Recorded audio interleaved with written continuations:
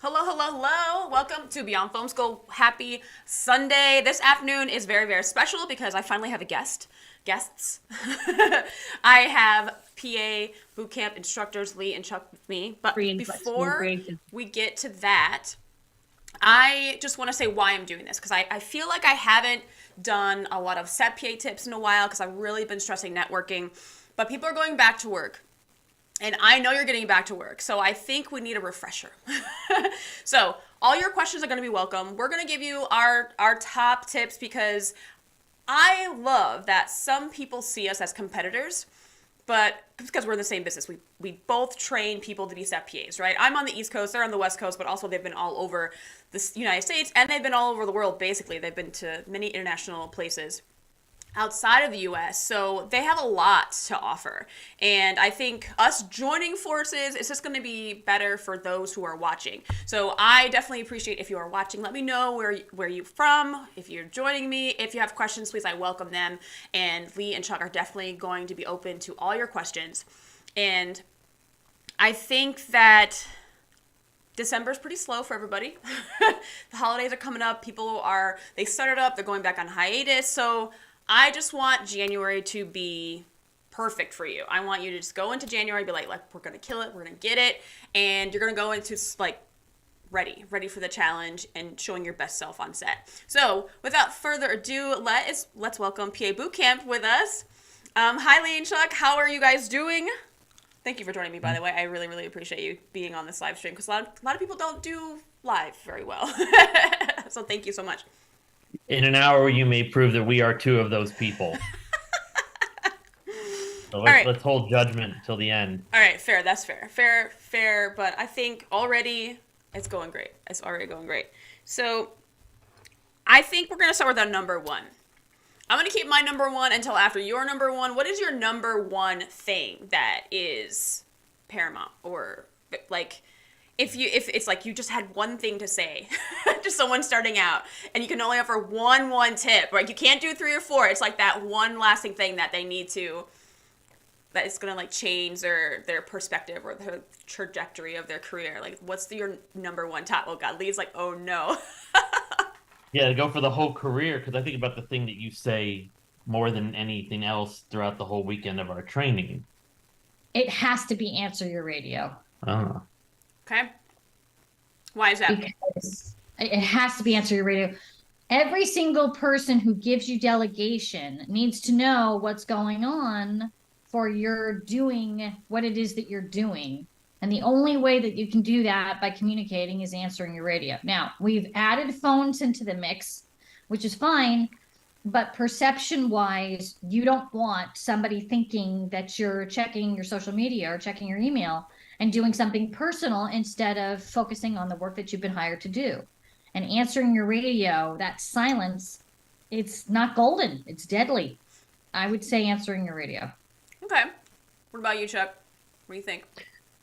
Are you in My agreement number, or? my number one was going to be about study your call sheet. From the moment you have it, whether you get it the night before or whether you don't get it until the morning of, there's so much useful information on the call sheet between the names that you're going to hear repeatedly of people that they're looking for, and you want to find out who are these people. So the director of photography, the UPM, the second AD, Second team. second team, to the fact of looking at the front to see what we're not just what we're working on now, but what is coming up in the day. My tip that I always like to give is if you look at the actors who are still to come in later scenes, look at their set ready times because that will give you an idea of when the first AD wants to be working on their first scene. And that helps to give you a bit of a timeline for the day. Right. So I will pause for a second. If we say any words that are foreign to anyone watching, let us know because we work in film a lot and that's like our day to day and our lingo, it tends to be very, very, a lot of shorthand, a lot of weird words are like, what the hell does that mean? So if there is something that we say, definitely put in the chat, like, what is this? Like, what is second team? A lot of people don't know what second team is. And if you don't know what second team is, let's just do a quiz. Okay, who in the chat knows what second team is? Who's got it? Tell me in the chat if you know what second team is, because I feel like this is a really good test to see. Because this question, when this film term comes up in my Set PA training, people are stumped. They get first team, they always get that. But second team, they're like, deer in headlights, have no idea what second team is. So if you know what second team is, before I tell you, definitely, I want people to have a guess of what that is. My top tip is going in with a good attitude. You may not know the walkie. You may not know how to read a call sheet. And I'm not saying that your top tips are not important, because they 100% are. Because if you can't answer the walkie, good Lord Jesus, you're not going to last very long. And if you can't read a call sheet, and if you don't look at it and know the information on it, then you're not going to survive during the day. So those are definitely top. For me, I feel like what leads you to those two things is having a good attitude. Your good attitude throughout the day is going to make or break your day and your career, and if people will ask you back. So that is something that is, I think for me, the top, having a good attitude, because I have definitely seen 100% Set PAs, like, first day, first week, first couple of months on set, and they're like, why the fuck am I here? What am I doing? I'm at this lockup. I haven't seen a soul. Like, and they are just, I was that PA. I swear to you, I was that PA. I was like, this is the dumbest fucking lockup ever in the world. Like, why am I here? So your attitude going into it really makes a difference. And then until I had to do a lot of inside work. I had to figure out, like, what was wrong with me, how I was looking at my career, what I was doing on set. And I'm like, okay, what am I doing that's not getting me hired? And 100%, number one was my attitude. I was good answering the walkie, and I could fucking read a call sheet like nobody's business. But my attitude was like, womp womp. So we have, I have like my hold on. It's just in. Right, no, I know, that was like a news thing. He's telling me like my audio. Okay. But yeah, so good attitude is going to be number one for me. And we have, let's see, Mr. Jamie, Standin Actors. Yes. A lot of people don't know what okay, so I want to know how he knows that, because if he's in the background world, he understands what second team is and what the stand-ins are. But either way, Mr. Jamie got it right, the Standin Actors. Yes. Okay, I want to make sure you guys didn't Google that either. So I'm just... Some people might have Googled. So what are some of your other tips? What comes after that, like listening to a walkie? I would go with your attitude. You mentioned it.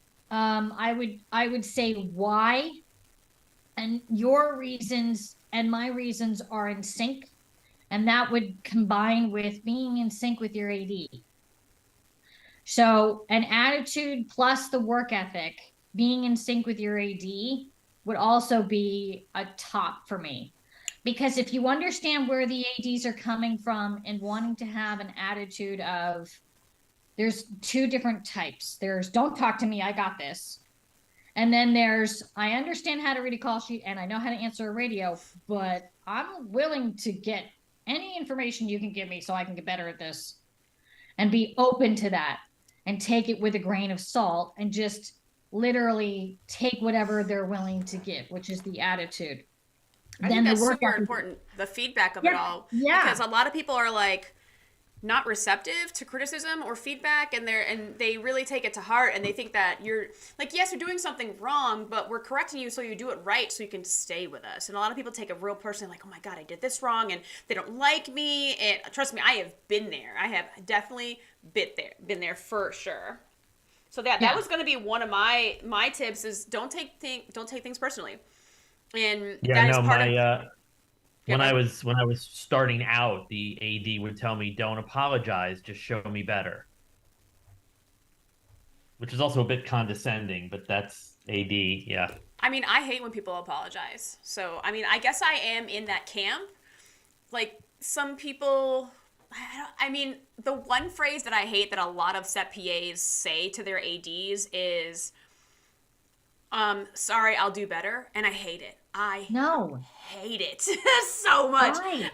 I don't know why PAs say that. It's like, first of all, I think the problem with that is you're seen as like an ass kiss. That's a whole separate thing. But then some people genuinely are like, oh, I'm so sorry. Like, I definitely want to do better. If they said it like that, I'd be more receptive to it. But people are like, I'll do better. It's like, okay, well, you don't even have to say that phrase. Just show me that you're going to do better, right? Just show it to me instead of saying like, I'll do better. I don't know why as an AD, I hate that phrase. It's just like, you're going to do it. You're going to do better. I don't like it, but that is something the day doesn't stop.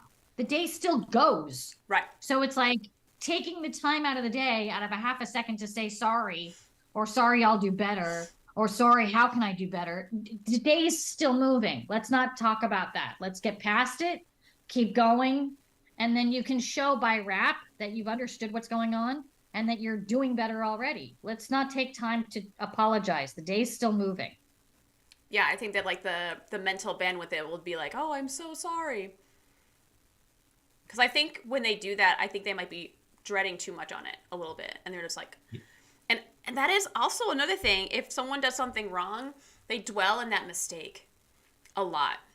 And they can't get over it. And I've definitely seen this happen with a couple of my set PAs where, I don't know, breakfast might have gone wrong for first team and I don't know, catering was backed up and after didn't get their breakfast and they're pissed off. Now they're going to set grumpy. They don't have their coffee and like the whole morning is like totally screwed up. And then my PA could not get over it. I'm like, we have to keep going. We're still, now we got to get them to set. Now we got to get them to lunch. Now we have to keep going.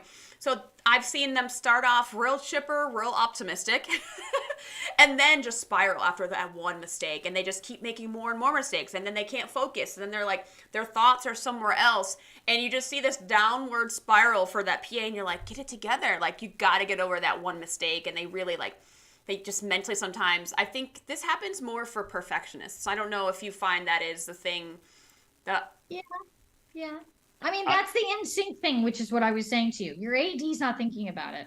If your AD's not thinking about it, then you don't need to think about it.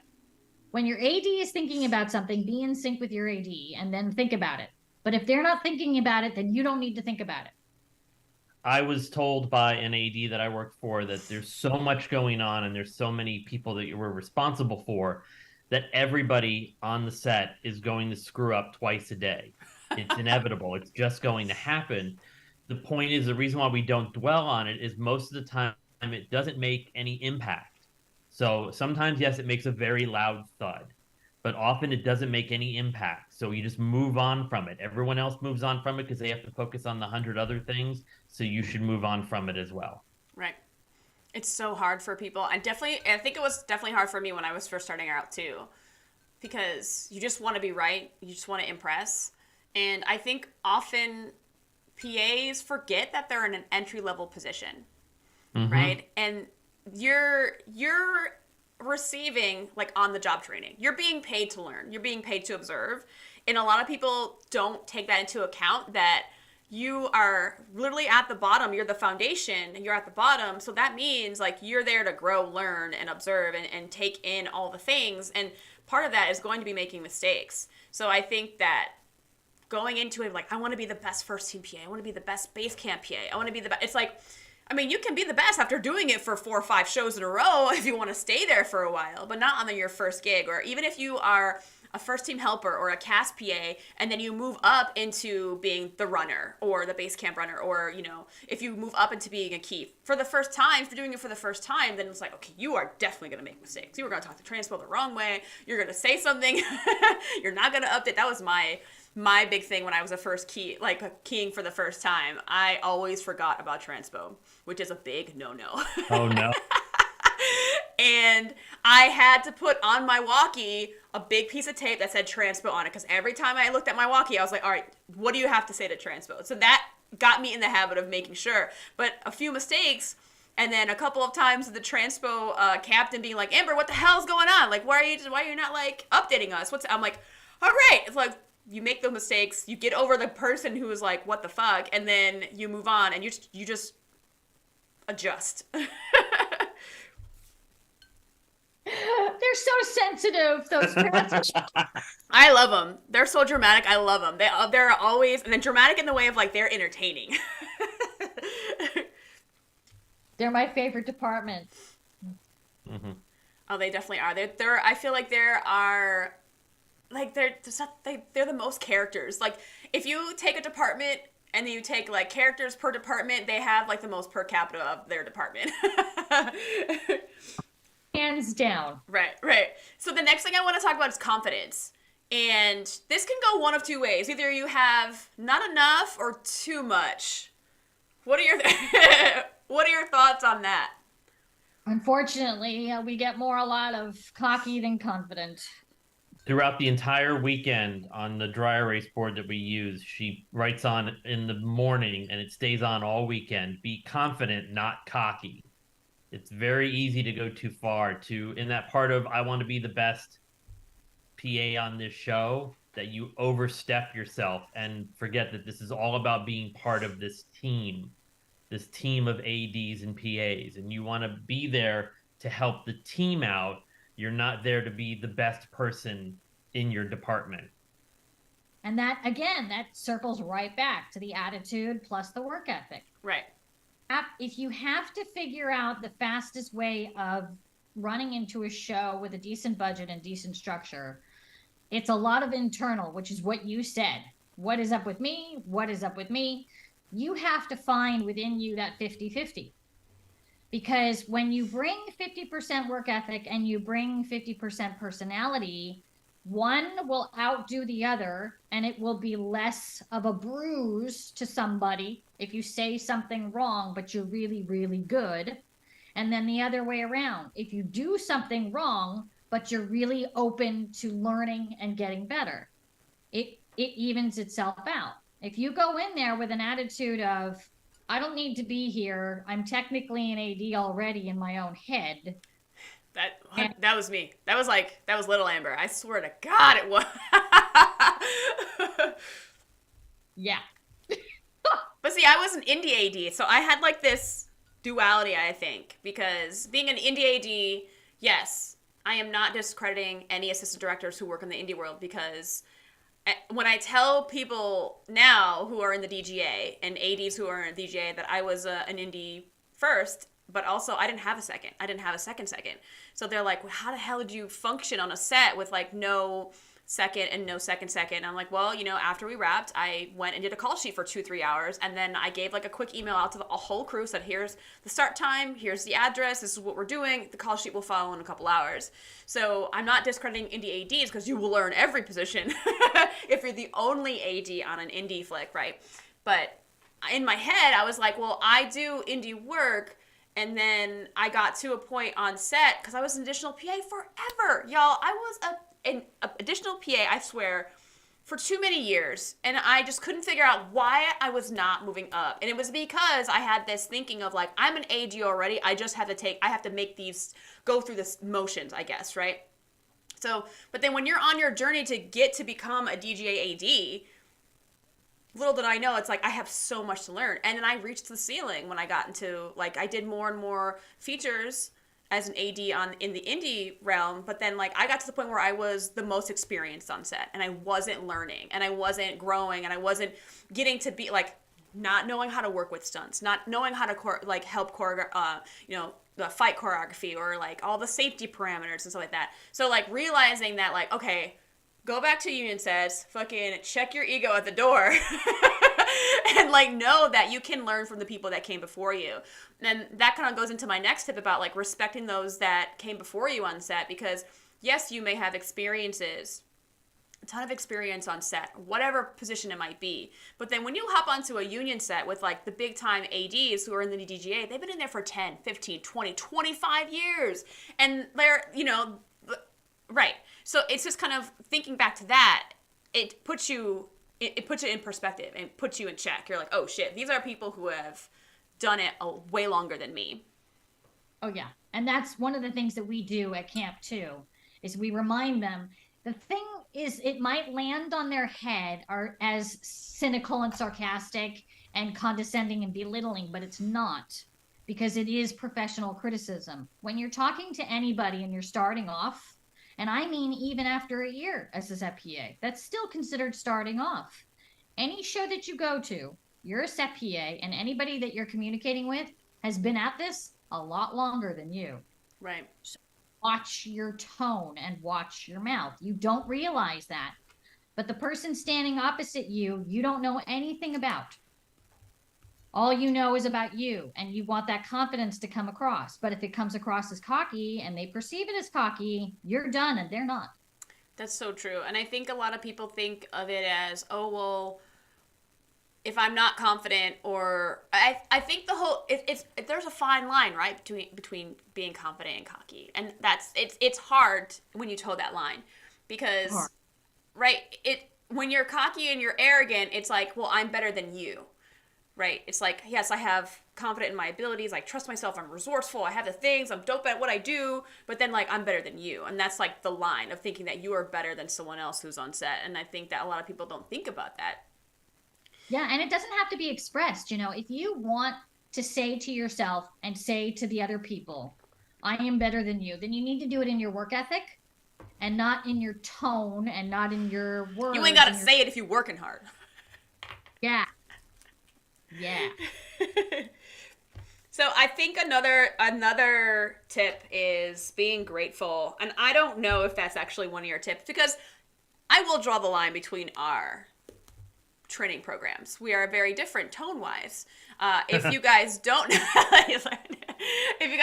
know, I actually attended one of their training programs. They came to New Jersey, and I was like, all right, let me visit. And I got to the feel for the tone of it. I have a more not softer approach, but more like protect yourself and make sure you're doing what's right for you, but also lead with be happy that you're there, right? And I know that you guys are like, you're going to work hard, make your ADs look good, and then you're going to get more jobs, So there's different philosophies there. But for me, I don't know if you guys incorporate this at all, but I feel like when you think about working in film, it's a big dream for a lot of people who really want it. And it's like a huge thing for them to accomplish, like working on their first set or their first movie or their first TV show. Just being grateful that you're actually there and you actually have that opportunity. A lot of people just don't do it because they're waiting for the next thing and to get into a bigger position, or they don't have the patience to go through all the steps to actually get the training and the experience they need to get to those next steps and those next positions, the next level. So for me, gratitude is super big in all the things, especially like when you're doing lockups, like thanking the people that you stopped. You stopped people from going to work, going to drop their kids off, or going to some medical appointment or something. And I always tell everyone in my Set PA training, and I say, thank them, because they didn't have to stop for you. They didn't have to, do that. They stopped from the kindness of their own heart for you, for the movie that we're trying to shoot, So I always think, like, for me, like, my basis philosophy for Beyond Film School is, like, being grateful for every opportunity that comes your way. And that also kind of gets entailed into that good attitude. Because I feel like if you're more grateful, you're definitely going to have a better attitude on set. Yeah, I think the difference in training is that we know how the ADs don't want dreamers on set. A lot of times people show up like, oh, I'm in the big Hollywood movie factory now, and right. We want to impress upon them that this is a job, and like any other job, there are responsibilities and duties, and even if you didn't know what it was you're supposed to do, you still showed up and they hired you, so you are expected to fill these roles and to get up to speed quickly. Right. Yeah, we have a thing where I say to them, in the industry, from what you can see and what you can read on the internet or behind the scenes stuff, wherever you get this information, that you see, I have a passion for film. I have a passion for film.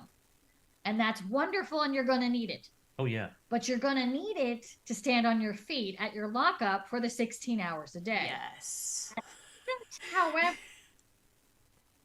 why you're getting hired. Right. I think, right. Oh, Marina Transpo. Okay, so Marina is actually one of, I'm going to show the chat really quick. She's one of my Set PA trainees, and we have like a very small portion where we go over all the film departments. I probably can do a whole course on all the film departments. It takes like forever to go through all of them in depth, right? But transportation is our guys who, Transpo is transportation. We just shorten it to Transpo just for less syllables, really, because we're Americans. We have to shorten everything, of course. But yeah, Transpo is our transportation folks who are driving our trucks, vans, and anything that is on wheels. Sometimes they're personal drivers, sometimes they're not. I don't know. Is it different for you guys in LA? Also, picture cars. So yeah, that is the big difference. That's a big difference between the East Coast, Atlanta, and LA, because Atlanta is with you guys. Atlanta does Transpo will drive the picture cars. In New York, it's the props department that handles the picture cars. Huh. Yeah. Wow. Yeah. Okay. When I worked in Atlanta, I was like mind blown. I was like, what? This is crazy. Well, in Europe, we learned that it's actually the art department that handles the picture cars Got it. because they design what the cars are going to look like, and so they're responsible for the picture cars, which sort of put something like Mad Max Fury Road in a whole different perspective for me because those vehicles were more picture cars for a movie than they were actual working vehicles, even though Right. they had the function as both. Right, right. A lot of gray area because props will decal them, and then art department has something to do with the props of the decaling, and then Transpo drives them, or not. Right. It's just weird. So the next tip I have, ask questions. Asking questions. So Well, this is where we don't align, and this is going to be very interesting. Here. All right. Oh yeah, Joe's with us. Hey, Joe. Thank you, Joe, for being a channel member. And also Amanda, if you're still on with us. I have two of my channel members with us. This is amazing. Joe is, where are you right now, Joe, in the world? I know you're like on active duty or something, not to be in your business and blowing up his spot. But I love Joe. He was also a trainee of mine. So yeah, Lee, I want to know your opinion about asking questions. This is going to be a hot debate. Little Miss AD. Now, we are allowed to ask questions. However, we have to time them correctly. Because if you guys are in the middle of a setup where first team is taking longer to get to camera, and you feel, even if you're not, you feel that you're gonna get behind. Not that you are currently behind, but you feel the getting behind on the day is happening. The bricks of pressure, anxiety, frustration, and tension in the ADs are all starting to build. So if we set PAs come in and ask a question about, do you know if camera got their breakfast order? The whole Tetris of question. Right. So I agree with you that we should ask questions. But when I say agreeing, I mean aim with the second first.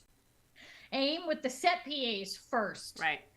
And maybe, depending upon how far along the second is in their prelim, aim for the second questions. Maybe. Other than that, you have to time your questions carefully because the reaction that you get from the ADs might be one that takes you by surprise. I think the one thing I will add to that is making sure you're asking questions that are not obvious already. It will drive me insane as a second or someone who's a key second, and to have something that is like, hey, what is the next thing we're shooting? Yeah. I will kill you.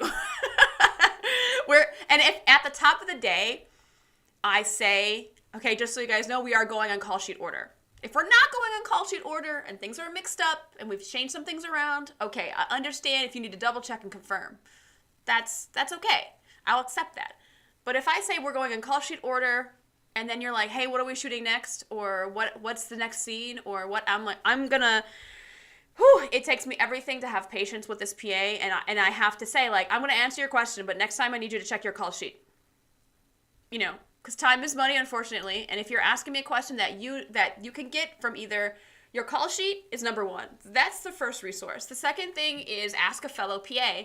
After that, ask your key PA. After the key PA, ask your second. And that's usually where it should stop, usually. If you have things that are specific to first team and you're helping cast, talent, or whatever, then, okay, key second might be the person you go to and not the second because the key second's not on set. So that makes sense, right? So if you go through all those and you ask me a question that I know that you could have gotten all the way through from the bottom of the chain, and then you're coming to me like, hey, where's Crafty? I'm going to kill you. I can't. Can't handle it. Because if you're asking questions that here's the thing on second AD, because we love our seconds. Okay. The second AD is taking up until lunch to do that prelim. This is not a fast, simple task. They got to go to all the departments. They got to make sure the departments are happy before they get the UPM. So many phone calls on it. This is a 6-hour process. And then to say to anybody in the Department of ADing or production, what time does actor number 6 come in? It's I will say I guess I have an asterisk or like an exception, because sometimes additional PAs, if they're just starting out, might not feel comfortable going to another PA because they don't know them, right? Might not feel comfortable going to your key. Who knows? But then you might have like, oh, maybe you're more comfortable with the second. It depends on the relationship sometimes, I think. For me, like knowing that someone is more comfortable with me, then I will definitely be like, I will answer the question, but I'll also say like, get to know those other people on set, get to know your key and the other PAs, because I know you're comfortable with me. I'm happy, to answer your questions, but also you need to get to know someone else on set. And I guess that leads me to like the networking part of it all. And I know like before we started this stream, we were talking about work first, then network. I've seen so many times where PAs will think about their next move, think about the next job, think about the next position they want, but then they'll forget about working all together. They'll forget about listening to the walkie. They'll forget about all the things they have to do on set. They'll forget about, they'll get into deep conversations with the sound person, for God's sake. And I'm like, where are you supposed to be right now? Are you supposed to be at your lockup? Or, because here's the thing, networking is very, very important. I like to say that filmmaking is made of the creative, the technical, the logistics, and the networking of it all. There's like 4 elements, I think, of it. Because if you need people, and you need people to make the movie, and you need people to actually get hired on these things as well, and to help you. If you're at the top of the chain, you need people to actually help you make this happen for you. So if you're not working, and you're not doing your primary duty, people will see that you're not actually doing the job that you're there to do. So the networking of it all, like you can network to the cows come home, but if you're not a good worker, and if you're not doing that, due diligence of you being a great PA, then it doesn't matter how many people you know. They're gonna know you, but they're gonna know you as a bad PA, and that you're just trying to do like the stepping stone and the means to an end. Why recommend somebody who's gonna make you look bad? Exactly. That doesn't do anybody any good. The whole goal here is that the set PA makes the ADs look good. And then the ADs want that set PA who's going to continue with the same work ethic and the same personality that's in sync with them to help them on the next show and the next show and the next show. And the thing that I can't stand in the glamorization, it's everybody saying on the internet, it's who you know. No, it is not who you know. It is what you know. The who you know will see what you know. And they will already check that box of has a strong work ethic, makes me look good. Right. Then the personality can come in. But if you have a strong work ethic and you show that, there has to be some bullet point within your personality that is positive. Because if you don't have a strong work ethic, you probably also don't have such a hot attitude. Facts. I like how you talked about how showing who you are, because I think that a lot of people jump into it and they're like very much themselves, and there's nothing wrong with being who you are. But I think you just gotta it's like a gradual process of like, if you're on let's just say, for example, you're on like a month show. You're on a shoot for a month, maybe it's like a quick feature or something. And day 1, a little bit more quiet, a little bit more reserved. You're watching, you're observing more. And as days go on, you'll learn a bit more. You know more people. You're a little bit more open. It's like you start to creep open the box of who you are. Because some people just like jump right out and they're like, hey, it's me. I'm here. It's a little bit too much at first. And that is a tip of mine, is like, yes, you have to be yourself. Because the ones who are not themselves, I think, struggle a lot with, I don't know. I had a whole personality, like, identity crisis at one point because I was so quiet and I didn't talk to people, and I really thought that my work ethic was going to just show out and it's going to get me to where I was going to be, which I think maybe contradicts what you were saying before.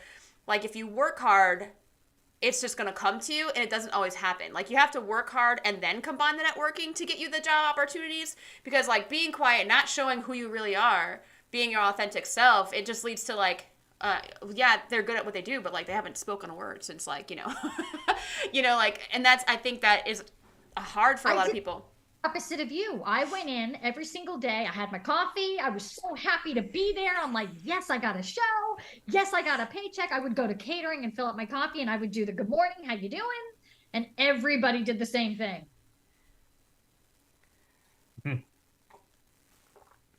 No. I was the exact opposite. And I think it was because everyone did that. And everyone was like so out there and big personalities. I was like, I am not like this. Like, and some people did notice the fact that I was a little bit quieter. But sometimes, unfortunately, if you are too quiet, they think that you're not paying attention for some reason. Or if like you're not putting the effort in or participating. And I think that, that's a struggle. That was a really big struggle for me, like when I was coming up. It's just trying to be who I was. And then like, I don't know, you have to really get to know yourself to survive, I think. I did the same thing. I did the same exact thing. You came in with a little bit more quiet, and I came in with more loud. I came with East Coast. Yes, I am ready. Let's do this. I am so happy to be hired. I'm so happy to be on this show. And everybody was doing the same thing. Like, okay, she's got so much energy that she probably doesn't know how to read. She's gonna be compensating for something with her outgoing, energetic personality, because she clearly is not competent. Right. Yeah. So how did you go from, like, when was the moment that you realized you're like, oh wait, I think I'm doing something wrong? Like, how quickly did you catch on? It took me years. I was very stubborn. Oh no, it took me years too. When I started going from staff to day playing with the same ADs that would bring me on as staff, that's when I knew. I feel weird now because I haven't become self-aware yet. I'm going to turn my light on. It's getting really dark. Hold on one second. I guess I hit that point a while ago. Huh. No, I had the whole, okay. So the same ADs that would bring me onto a show staff are now bringing me onto the show day playing. Mm-hmm. And the same set PAs that are there that was with on me on the last show, they're being brought on as staff, and they're not being brought on as day playing. You're like, right. It was clear, man. It was on a billboard. Hey, beep, it's you. Right. The element is you, right? That was exactly, I definitely went through that period of, it doesn't matter what others think of me. It doesn't, like, and I went through that, like, blaming others, or they're the reason why I didn't get into this position, and like not really taking accountability for what you've done wrong, how you didn't take feedback, what you didn't do. Like Mr. Jamie, this is getting deep. But it really is something when you're like, oh, I didn't get that job because that person's holding me back. Like, I have definitely gone through that, and I definitely have encountered that with other PAs where they think it's someone else. It's like, no, the common denominator is 100% it's you. You're the one that, for some reason, people don't want to trust you with more responsibility. They don't want to bring you on every day. They don't want to maybe deal with your attitude. Maybe you are, who knows? There's so many different things that could hold you back as a person that you just don't know what that thing is. You don't even, sometimes it's completely silent. It's the silent by violent, because you're doing your job, but you're quiet. You're doing everything that you're supposed to be doing. Right. But there's something that the rest of the set PAs are suspicious of, and you don't know what it is. Now what? Right. Yeah. I love it. Throughout this, Chuck's like, wait, what? Maybe just been doing this right, Chuck. Maybe it's us that have had these internal battles. This actually explains a lot about my work over the past couple of years. Look at, we're even expanding his mind. This is amazing. But oh boy. A lot of people like really don't look inside, and it's like really, and I've had this narrative told to me over and over again by a lot of people who have tried to like reach out online, because the people who sign up for my course are the ones who like, they want to make the changes, they want to learn, and they're like dedicated to like getting better, right? So the people who don't sign up for things, and the people who are just taking, you know, they watch my videos and they say, well, this didn't work for me because of this person. And I'm like, oh Lord, there's a lot of work that has to be done that I can't do for you. Beyond Film School is not therapy, unfortunately. There's a lot of like inside work that one has to do to kind of fix the problems that will get them further, and I think like open them up to more opportunities. Self-reflection and therapy, people. We'll get people who attended. We always ask at the beginning why, you know, what brought you here, and we'll get people who were like, I did a day on set and I made it, but I really didn't know what was going on and what was happening. And then at some point during the weekend, it's like they jump up like an exclamation point. And they're like, that's it.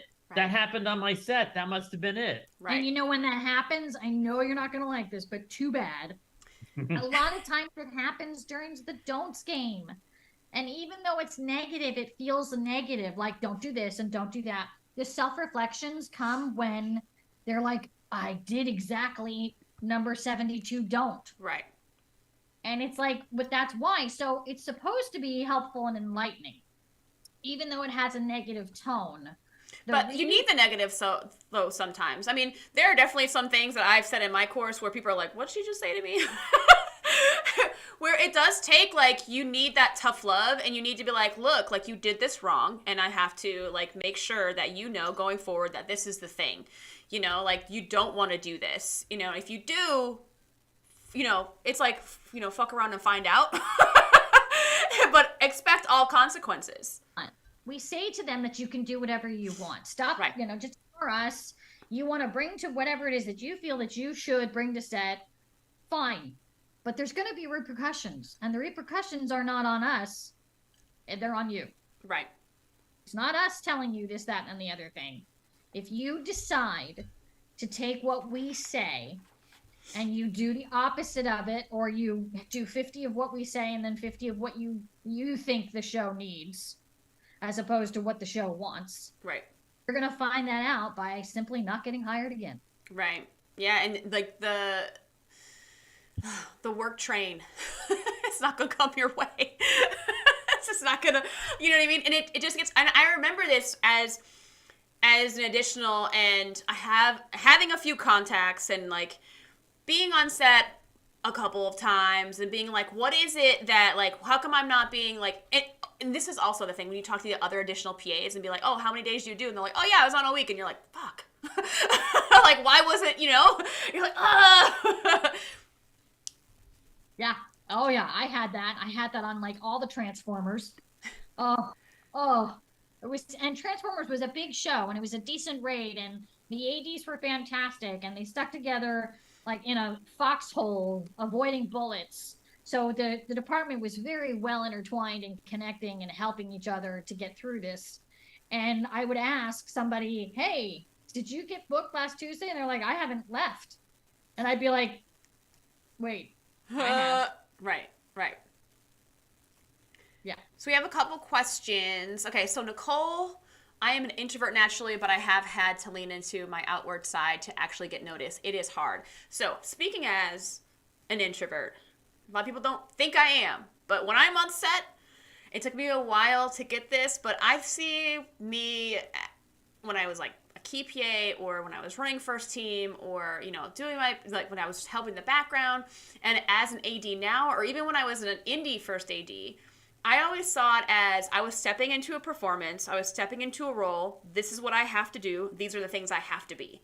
So while introvert Amber, normal everyday Amber, just wants to just be on the side, very quiet, observe, people watch, do all the introverted things that we do, not be bothered, not have fucking small talk, not have all this thing, those things that, you know, we love to do. But then when I was like, all right, got my AD hat on, I'm going to go, I have to do this thing. I have to use my sense of humor. I have to talk to everybody. I have to make sure I'm vocal. Like, I saw it as not like an alter ego, but kind of to get me by. And once I had this like persona of like, okay, well, that's AD Amber. AD Amber is not the same as Beyond Film School Amber, or the Amber that's at home just chilling with her book, you know? So being an introvert is very, very hard when you're someone who is trying to make it in film. with all the very interesting, loud personalities that are there on set. So Yeah. that is something that I feel like, for me as an introvert, I don't know how you identify, Lee or Chuck, but for me, like, it's definitely harder, I think, for introverts because we feel like because we don't make a lot of noise and because we're not always the one called upon because we're a little bit more quiet, that we don't necessarily, we're not needed or we don't matter. And in film, it's like you need the introvert to balance all of that stuff out, because if you have a lot of people just saying what they gotta say all the time, it just gets a little loud and too many cooks in the kitchen. It's kind of crazy. So, I mean, I feel I am with you on this, Nicole, 100%. It's a mask to survive. Facts. To me, the great advantage of being an introvert is that you can actually project a quiet confidence. Yes. When all of a sudden you are given something to do, you just go, all right, got it. And whether or not you absolutely know what it is being asked or not, you then now focus on this one task that's being put before you to get it done. It's harder to explain now because with 20 decades of experience, it's hard to throw me something that I'm not going to know what it is. But even then, like we had talked about with asking questions, it's certainly the person who gave you the job to do, that's not the one you go, what does that mean? Check out the background. Like you find someone lower down in the chain and ask them. To that person, you're like, great, I'm on it. And that shows the confidence. That way you let the loud people be loud. Right. You're quiet because you're an introvert, and then you're given something to do and you sound like you can absolutely handle it, and that's projecting confidence. And it's easy to do once you realize how they want you to do it. Mm-hmm. Not how you think you should do it. Yeah. They want you to do it. So how do they want you to do this one task? Okay, let's bring sides to the boom up. Okay. Hey, Lee, go get some sides to the boom up. No problem. First of all, what are sides? Sorry. Oh, sorry. Do we not know what sides are? Some people don't know what sides are. I have no idea. But sides are going to be the script pages that we're shooting for the day, in case anyone didn't know that. So let's get boom up. All right. No problem. First of all, your tone over the radio. Yeah, on it. Number one. And then your way that you say it. Okay, so the language. Yeah, no problem. Now they just hear a friendly person who's going to go and get this done. And then you go and do it. And then you're done talking. No more talking. It's the sides have been given to the boom up. Somebody's going to find out later, hey, boom up, did you get your sides? Boom up's going to say yes. And it's done. But the tone of voice and the language. Mm-hmm. I'm going to add something to that. You're given the task. I get that. You get the task. You copy the task. You're like, yes, I understand my mission for right now. For me, I want to know that you did it. Tell me you did it. I don't want to go to the boom up and say, hey, did you get your sides? I want the PA to tell me, yes, just letting you know, boom up got their sides. The follow-up is so important, and so many PAs don't do it, and it drives me insane. Don't make me track you down or track the person that needed the thing down and say, like, okay, did this thing happen? What's going on? Like, tell me you did it. The follow-up, just complete the circle. Just, like, complete it. Yeah, that's the how. Right. How does the AD want you to do it? Is your AD the type of person who wants you to say, hey, Amber, our sound got their sides? I'm like, dope, great, amazing. It's the how. So it's like, it's so hard in the very beginning because people think, what should I bring to the show? I should bring my confidence. I should bring my professionalism. I should bring the fact that I've been in retail for 6 years. That's not what the ADs want. You should bring the fact that you can follow directions. That's going to be number one. I think that's so underrated. Like, can you follow directions? You're hired. That's what I tell you.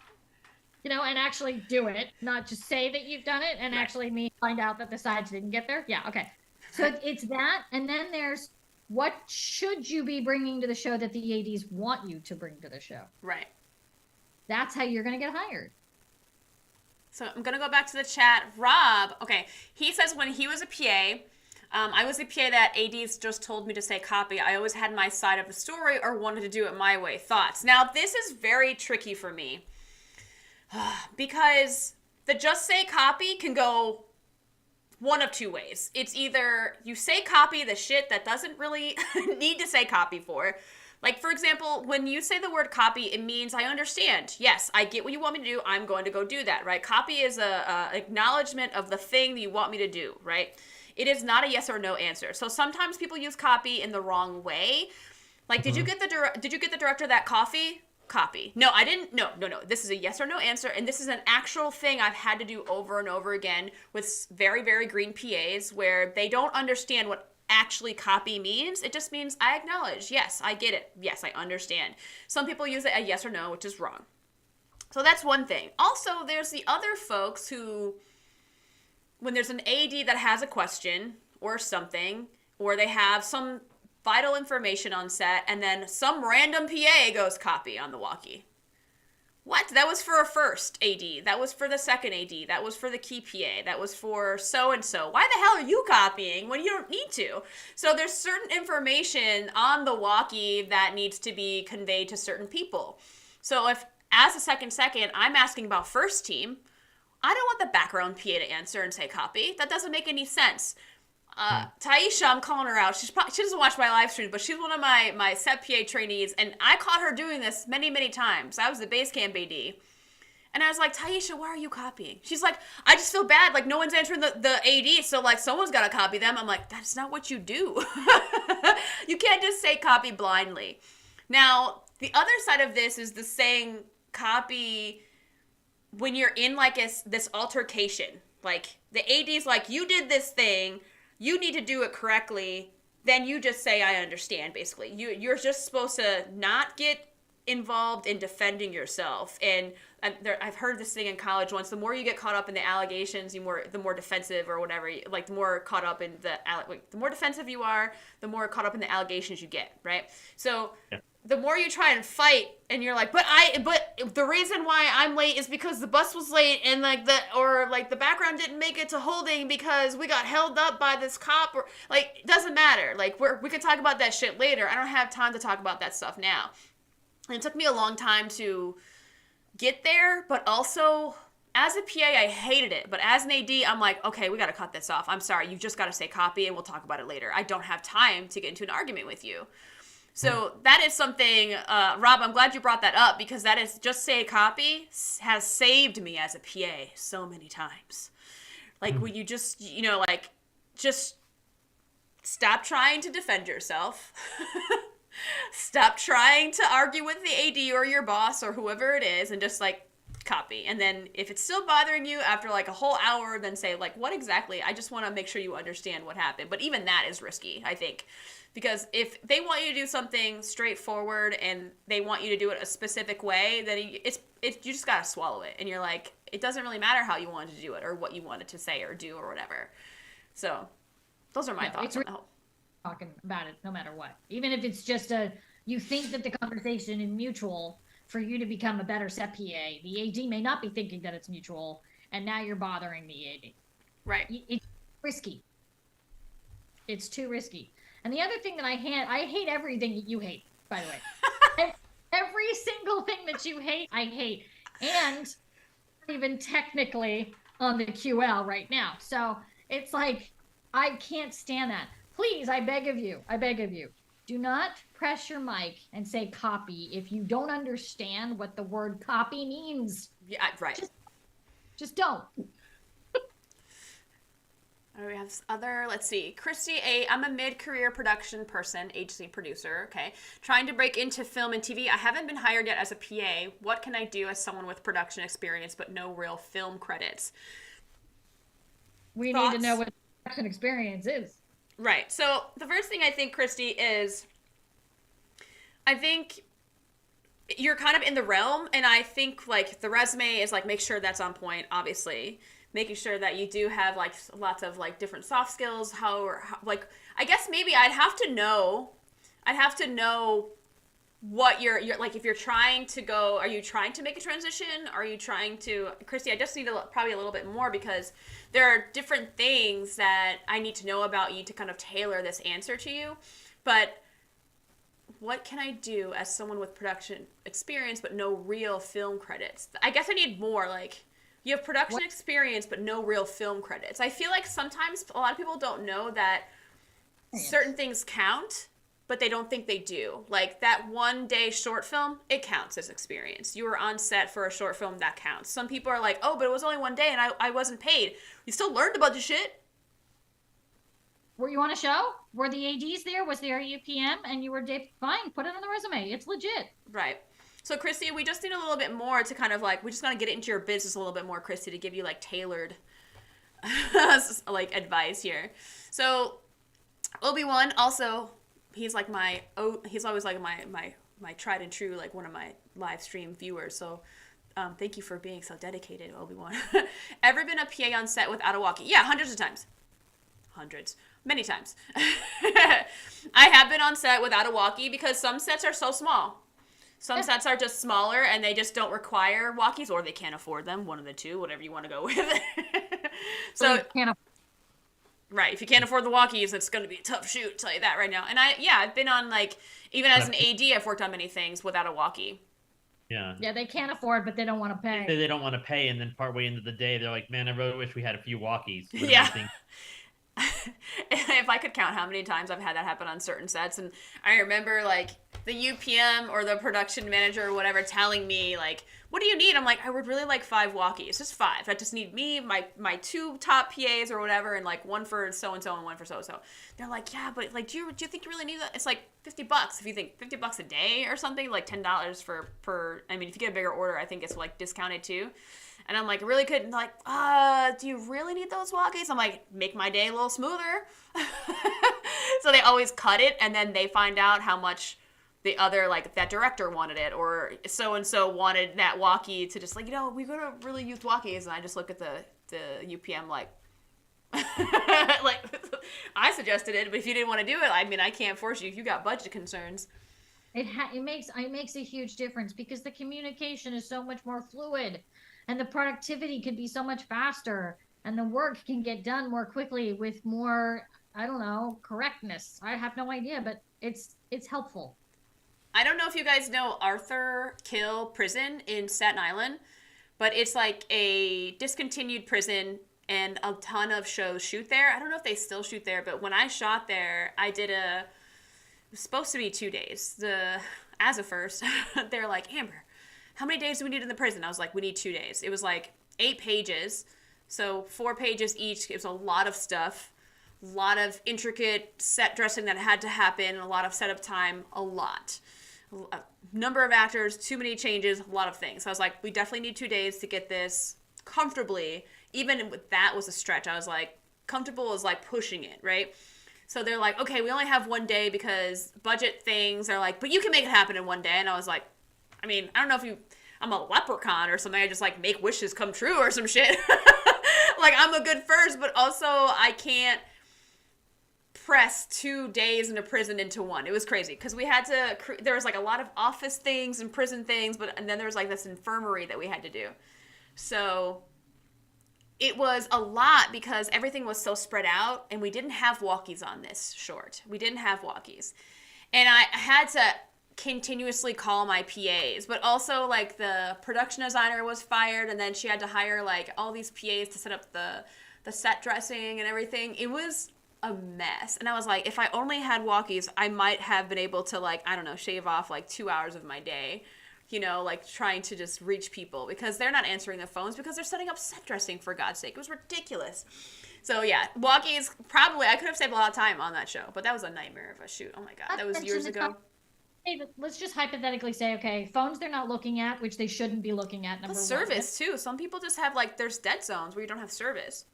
Yeah. Right. Yeah. Okay. So there's no reception. Number 2, and then how do we have to fix all that? Well, anytime that Amber gives a delegation, you have to then go back to Amber, tell physically, her and ask for the next delegation. Well, if you put all that time into point A to point B. And point A to point B, you probably accumulate 2 pages of script, guys. Right. That director was so mad at me. Let's see. We almost, not to be like outing a bad experience, but man, that one almost took me away from film altogether that year. Oh my God. But we got to hour 16, and the DP and the grip and electric folks, they were like, we refuse to work anymore. And I was like, I stand behind you. I want to go home. like, I'm not going to tell you not to, because she was totally abusing her crew. So afterwards, I asked the director, and I said to her, like, they're all packing up. They're all loading their gear into the truck. They're all, packing up. And I sat down with the director, and I was like, yeah, it was tough. Like, we had four more pages to shoot after 16 hours. It was like one of her first things that she ever directed. So that was a whole problem. And then she had a producer that was on that kept, like, speaking into her ear, and she couldn't decide.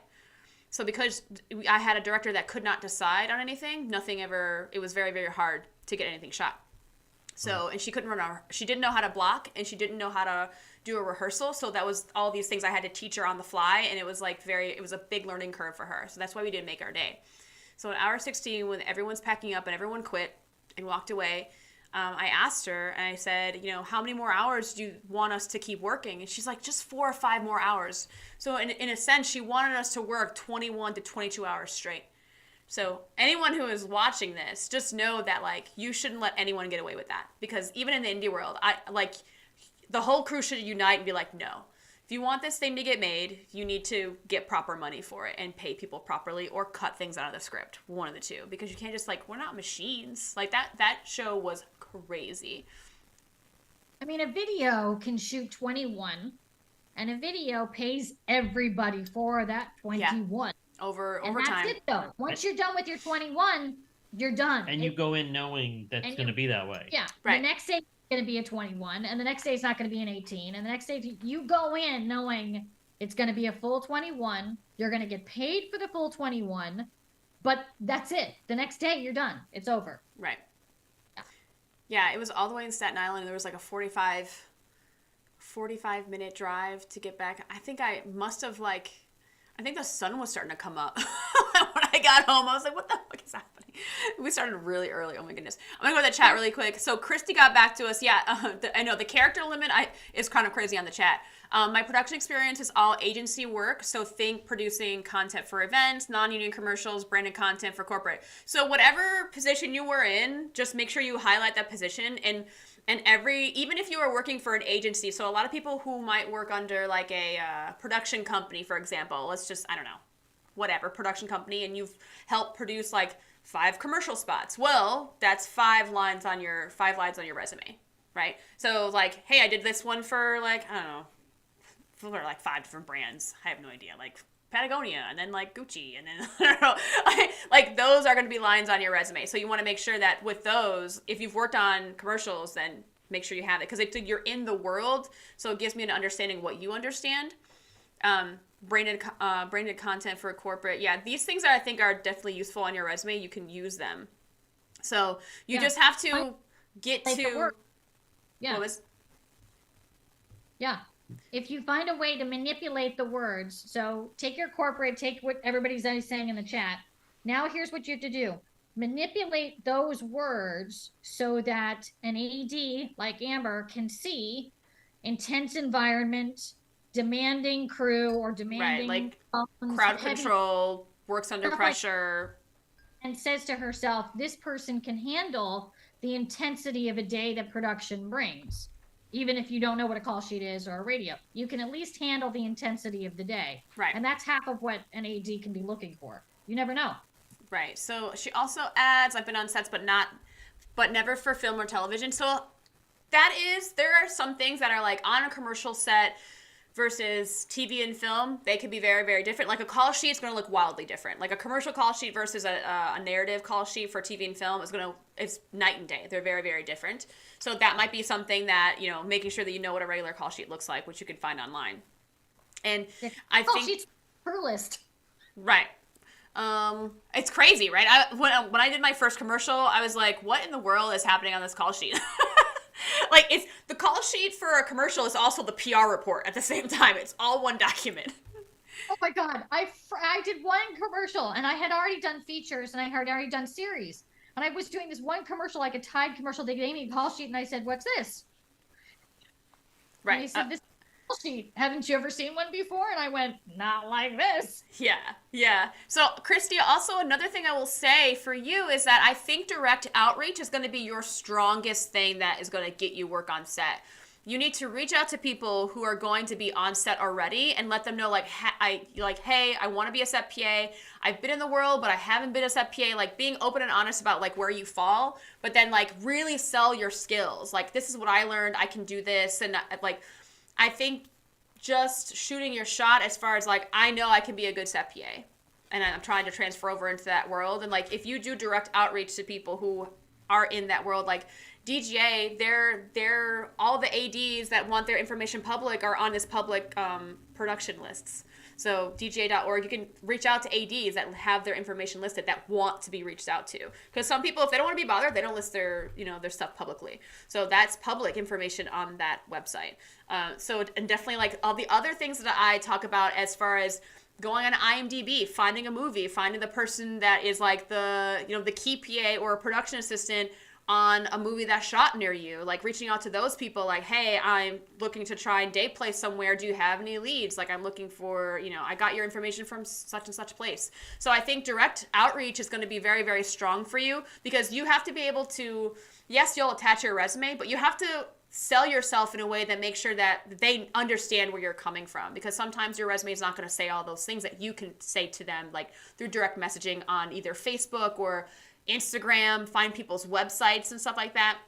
You'll be surprised at how many people are like, oh, she's worked in commercials. Okay, she might do well on film and TV. Yeah. And the other thing too, when you're dealing with your resume stuff, keep in mind the one thing that's going to happen to you, it's going to be a lot of rejection. Now, here's why though. We don't want you thinking that it's you. The reason that you might get rejected is because the person who you're contacting to say to you, I haven't worked on this, but here are the skills I've got, and I think they can apply. That person is taking a risk both for themselves and for you. Right. Want you there. It's not that they don't want you there and they don't think that you can do it. It's that if you do something wrong and you don't understand it, if you get into trouble for something, the other people who hired that person that brought you on, their judgment might now be questioned. Right. So it has nothing to do with you and it has nothing to do with your experience. It has to do with the fact that if I bring you on and something goes wrong and Amber is disappointed in my choice of hire, she looks at me and says, now I'm not 100% sure about your judgment because this person is a little weaker than I thought you had described to me in their strength. That's the chain of where it's happening. It has nothing to do with you. Yeah, also it has to do with the person, whether or not they want to take the risk. Taking that person on, giving them a paid day on a set, if it's probably paid, and then taking that risk with someone who's like very green in the film and TV world. Sometimes you're like, some people, I mean, I will take the risk, and sometimes I'm like, oh, well, that person's not coming back.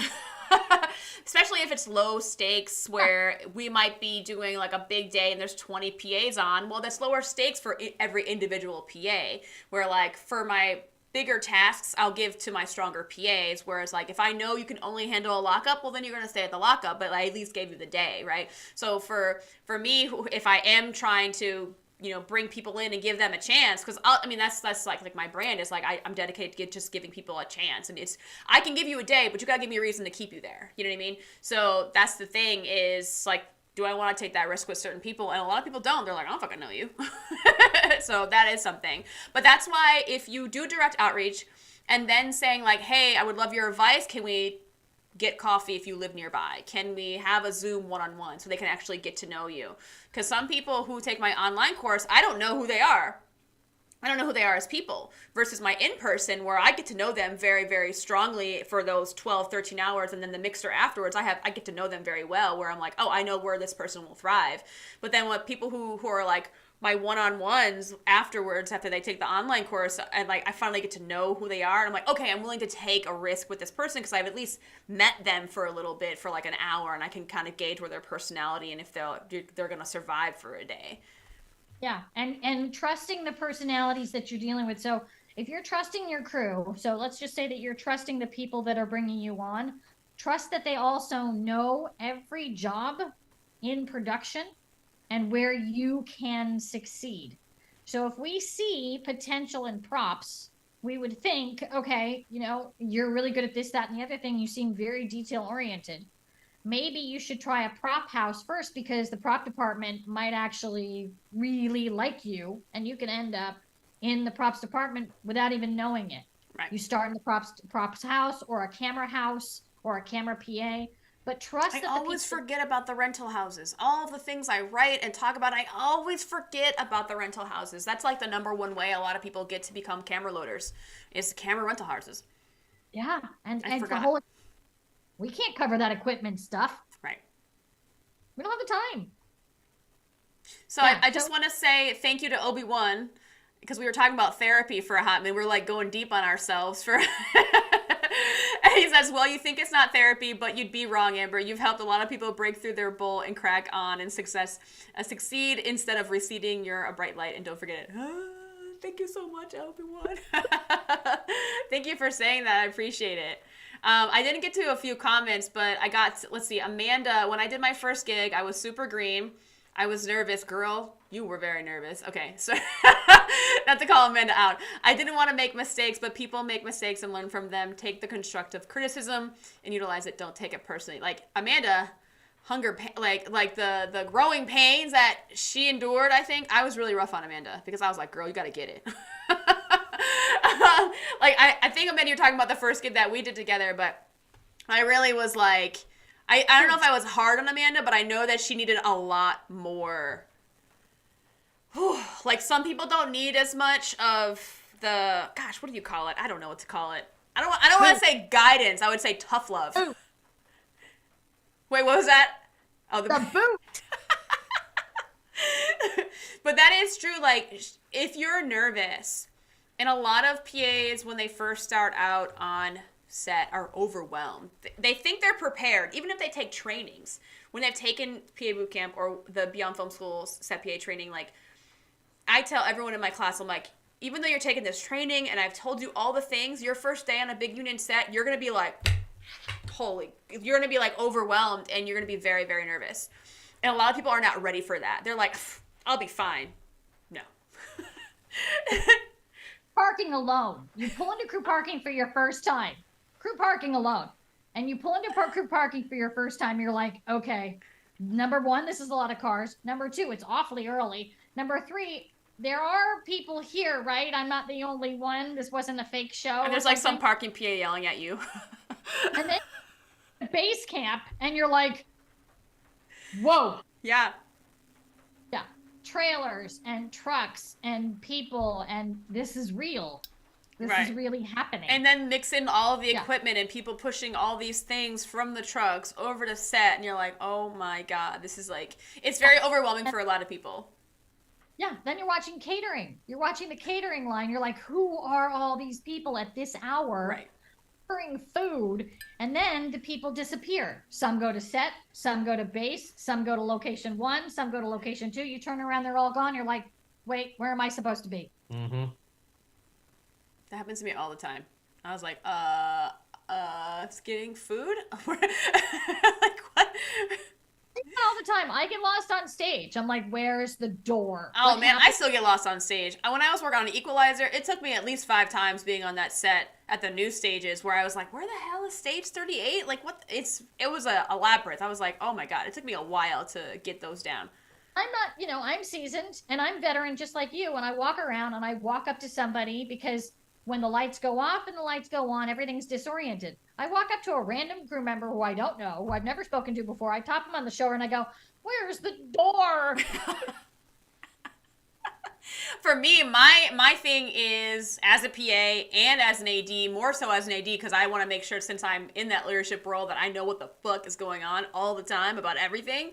I get there early to just see where everything is, because I just want to see, like, before I park my car, if it's in New Jersey and we have crew parking, like, I drive past set first to see where that is, and I see how far crew parking is away from set, and then I like do all the things. If it's a stage, I'm like, and if I see a stage on the call sheet, then I'm like, oh, I've never been to that stage. I will find it in the morning to make sure I know where I'm going. And if that's not a tip for every PA, to give yourself time, because we even talked about timing of like getting to set, like give yourself time to like get the lay of the land is super important, because like, you don't have to go, oh, where's Crafty? Where's the bathroom? Where's this? Where's that? Where's catering? Where's holding? Like, you should kind of just, because sometimes what will happen is in New York at least, because we are all spread out in the city streets a lot of time, where some emergency vehicle might have parked where breakfast was supposed to be parked, and then like they're 2 blocks over now. So if you're that PA that actually finds breakfast, then you can let everyone know. Then you're like, oh wow, that person helped me find where the new location for breakfast is, because the location on the call sheet is wrong because of some permit thing, or someone parked there they shouldn't have, and all this stuff. So yeah, giving yourself enough time just to find the lay of the land is very, very, just a really good tip. Just like a tip for yourself. What I would say is the greatest gift to give anybody in production is the gift of time. And then, of course, there's the contradiction.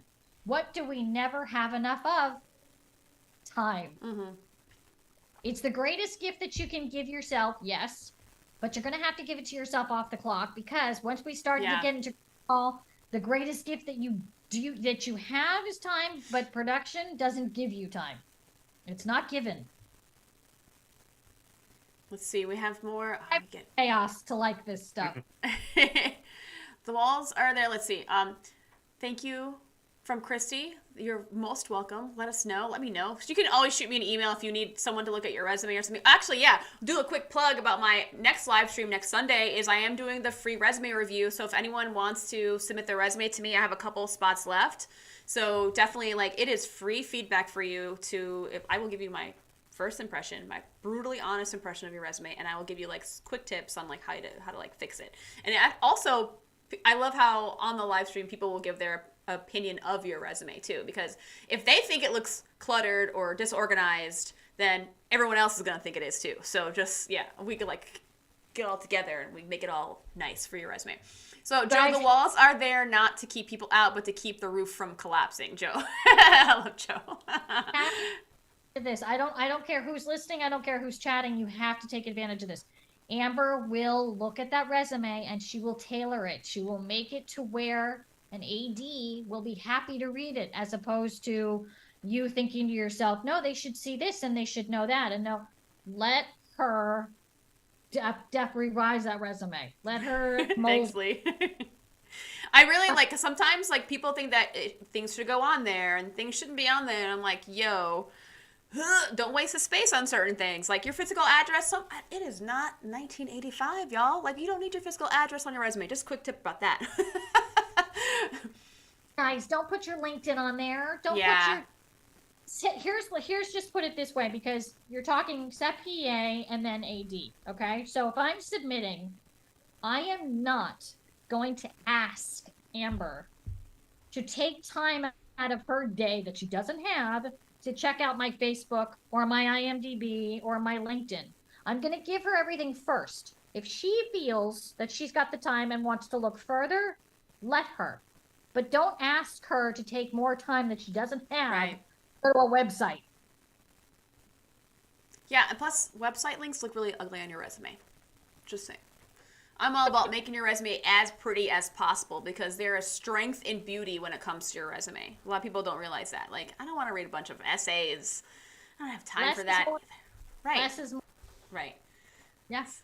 So let's see. The direct outreach tip I did. Oh yeah, Amanda she shared this video on her TikTok. Amanda Zotto, if you want to follow her on TikTok, I don't know. But she took my tip from last week, and because Paula let us know that the DGA members who want to be contacted, it's a public list to email people who are in the DGA, right? To, if you're trying to like get into like additional PA or whatever. And the direct outreach tip, I did some yesterday, and this morning I received both emails and messages via LinkedIn. Don't be discouraged if you don't hear back. So I don't know how many messages she sent out. Amanda, I don't know how many you sent out, but she got like 3 or 4 responses already. So that tells me like her ratio and thinking back to my ratio back when I did direct outreach, when it was, I don't know, there was no real social media back in that time. There was no like, Facebook was not strong. So it was like I was cold emailing people, and like my ratio was like 4 to like maybe 400 or something like that. But she sent out like a couple, maybe a handful, and she's already got 3 responses back. So the ratio is definitely better, and people are more receptive to getting, emails than people from who are just starting out in film. I think maybe the culture change too is like some people are like now are willing to help people get in. So I think there's definitely been a shift where it's like before there's a lot of not gatekeeping, but like less options for people to kind of connect. So and I think that's really great. Thanks for sharing that, Amanda. To be a lot more resistance. Amanda, you scored big. Yeah. Right. Yeah. You may not know it, thinking that there's 4 or 5, but trust me, that's a lot. Yeah, that's a lot. Yeah. I always say you only need, like, you can get told a bunch of no's over and over and over again, get like left unread or get ignored in your email, but all you need is one really good yes. Just one yes to give you a chance, and then you take it. You take it from there. Yeah. I was happy you checked in on the first day, but yes, tough love. Amanda, going back to our conversation before, greatly appreciate it. It prepped me for my next gig. Nicole, I'm terrified of being late anywhere. Is it ever too early to show up to set and not look like a crazy person? But here's the thing, Nicole, is that there are other people just like you who are always there early. So don't worry, because we know how crazy it can get and how lost we can get when it comes to trying to navigate all the elements to a set. So I like what Chuck put in the chat, where it's like it's okay. Some people arrive so early exactly, like they have time to get the lay of the land, take a nap in their car before they have to start work. I mean, once I'm up for the day, I can't really nap, but if I have to go into the city and I know I'm going to avoid traffic at 9 to 10 and be out of traffic of 2 hours versus like maybe 45 minutes, I will go that early and then take a nap before I actually have to like go. So that's the only time really, just to avoid that. Still closed. Humble brag. Oh yeah. I will when crew parking gate is still closed, and then find the closest Starbucks, get a Starbucks, and then see when the gate is. I used to sit there and wait for the gate to open. Wow. I ain't doing that. That's dedication. Like for me, like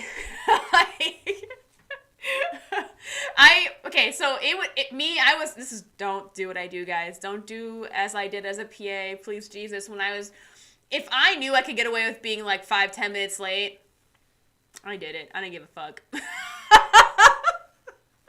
If I knew the AD didn't care, then I was like, I'm going to get there when I get there. Like, who cares? But I am way better now as an AD because I'm the one leading. So, but as a PA, you guys, yes, totally, it's bad on me, 100%. But I have a problem with being paid so little and everyone expecting more of my time. I understand if I am the one trying to get the lay of the land, get breakfast, all that stuff, but then if I'm there getting the lay of the land, I'm not working yet. I'm doing that for me. That's still my time. So, and I always tell my PAs, I'm like, if people are asking you to work before you're in, that's tough. Then you got to ask for your in time to change. But now I think that luckily the trend is starting now in New York. It's like, if you're not on, if it's not 10 a.m. and your call time is not 10, or if it's like 9:30 and they ask you to do something, but you're like, hey, I'm not in until 10. There's a reason why we give those people certain times. So starting to work before you work is on you if you decide to do that, but I don't recommend it because that is your time for you. But for me, I'm like, or somebody walks up to you and says, hey, do you know this? And you can just say to them, I'm really sorry, but I'm actually not on till 10 o'clock. I'm 15 minutes early here to get my stuff done. And they'll understand that. Yeah, I think for me, if someone asked me a quick question of where something was, I would just tell them. I think when the AD starts asking for things from the PA, that's another thing where it's like, hey, can you go to holding and get the vouchers to holding? It's like, well, I'm not starting yet, so can I start that in 10 minutes when I'm in? I'm eating breakfast right now. Like, that's a whole thing, and that's also dependent on your relationship with the ADs, because if an additional PA you're expected to be on, like, that's the other thing. Let's just say, for example, PA Amber, rolling up the crew parking. It's 5 minutes before, the call time crew, before I'm in. I'm on walkie. Even if I'm close to set, my walkie is on. So if someone calls me exactly at 10 and I'm like walking from my car or whatever, like, I know I can still answer. That was my way of like, I'm still walking to set or I'm still walking to base camp. I have my walkie on because I'm in range. That's my little, that's how I got by all the time. Because they're like, hey, Amber, are you on? Yes, I am, actually. Like, I got away with it all the time. Again, guys, don't do as I do. It works. It's not a good idea, but it does. Who knew this was going to go into bad tips? Okay. Some people, yeah. So Joe, so on Joe's resume, like I love Joe's resume. He took my training, but he also did the resume review before he took the training. And I love the way his resume was formatted. And I think, Joe, you had like background in doing, critiquing resumes before. Like you were to help other people with your resume. That's why your resume was so great. And he had the number of days that project was. So, for example, if he worked on a TV show for a couple months, it was like, oh, I did 23 days here, or like whatever it was. I was like, I have never seen the amount of days a project was used on a resume. And I'm like, I hate it. Like, I genuinely don't like that. I'm like, I don't need to know. But also, what you're doing is if a project was 1 or 2 days, you're kind of selling yourself too short. Because experience is still experience. So, like, something that might be long-standing, like you might have a feature, it might have been 45 days. Okay, great. But then, like, you're taking away from your shorter projects a little bit. So I think you're outing yourself with the number of days that you've done. I know, Joe, your goal eventually is to be a DJ AD. Like, you can keep that number somewhere else, just not on your resume. If that was me, I would say, Joe, take it off the resume. And I would say, here's why, okay? Let them assume the amount of time that you've been on the show. Right. Based on the work ethic that you bring to the set, okay? So let's just say that you were on The Equalizer for 3 days. However, your work ethic is so strong and your personality is so engaging that they could assume that you were on The Equalizer for a month. Right. Don't tell them. Yeah, the exact days, right. Yeah. Let them come up with the stuff on their own. Don't give them that information. Let's see. Amanda, I got 3 last night, another follow-up this morning, 3 responses this morning. That's amazing. Amanda is killing it. If she don't get work on set, like, quick. Okay, so we are all crazy. It's good. From Obi-Wan. Have you ever been hit with you're here now, so we are starting now? That's a good question. So if you have a flat day rate, that's one thing. So, and the reason why my mentality changed so quickly from PA to AD is because as a PA, I'm paid hourly. Like, yes, I get my guaranteed 12, but if you want me to start before my start time, that's different. It's like I may go for 13, 14, 15 hours, but you got 15 minutes free on me, right? That's because I'm paid hourly. But as an AD, I'm paid daily unless I go over 15 hours. So because I know I'm paid at a day rate, I don't mind being there early because I'm putting the work in, right? So it depends on how you're paid, but there are those people who have the mentality like, well, if I see you, then you're working, which is kind of like fucked up. And then there are definitely the ADs out there who they don't care if it's 10 minutes before you're in time. They'll say like, why are you not on walkie? Why you're not working? You should be here. Like, what the hell? So because unfortunately there are ADs who think that, be prepared for all different types of things. And I think what Lee was saying earlier, like prepare for the style of the AD to change. Like my AD styles, I don't ask people to work before they're in time.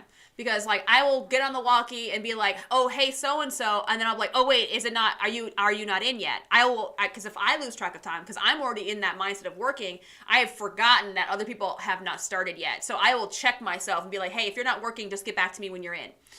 So but that's the thing is like people will hit you with that, like, oh well, if you're here, you're working. So it definitely depends. You just have to tailor your style to unfortunately how they want things to run.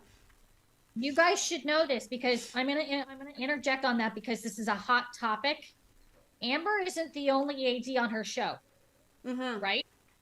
So I definitely work with an AD who does that whole 15 minutes early bullshit, and I'm like, this is what I'm saying. So here's what I'm trying to tell you guys that are paying attention to this.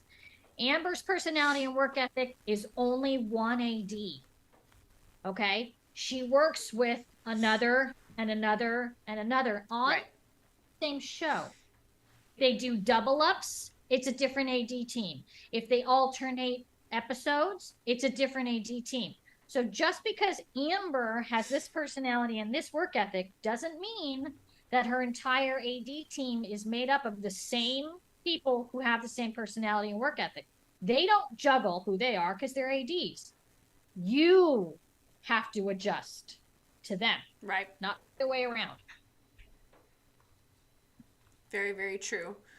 So Obi-Wan said he was an unpaid intern. So that's tough because you're not being paid. So if you're there, I guess.